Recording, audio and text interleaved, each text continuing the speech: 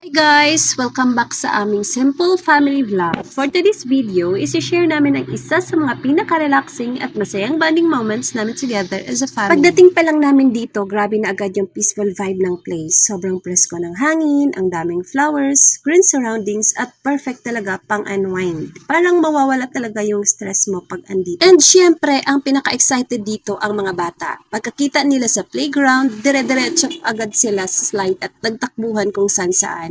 Nakakatuwa lang panoorin kasi sobrang genuine ang happiness nila.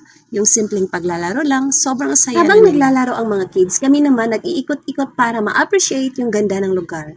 Ang daming magandang spots dito na perfect pang picture-picture at pang memories with family. Honestly, minsan hindi mo kailangan ng mamahaling bakasyon para sumaya. Kahit simpleng place lang, basta kasama mo yung pamilya mo, sobrang worth it na. Isa sa pinakagustuhan ko dito is yung calm atmosphere, tahimik, relaxing, at very refreshing sa feeling.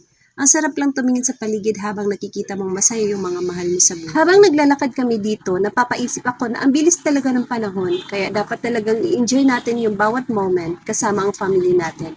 Kasi itong mga simpleng bonding na ganito, sila yung magiging pinakamagandang memories. And syempre, hindi mawawala ang tsikahan, tawanan, at kulitan habang nag-iikot kami. Kahit simpleng lakad-lakad lang, sobrang saya pa rin kapag sama-sama. Sa totoo lang, sobrang nakakagaan ang pakiramdam yung gantong klaseng bonding. Walang pressure, walang stress, pure happiness lang talaga. Kaya kung naghahanap kayo ng place para makapag-relax at makapag-banding with family, sobrang ma-appreciate nyo yung mga gantong nature vibes na lugar.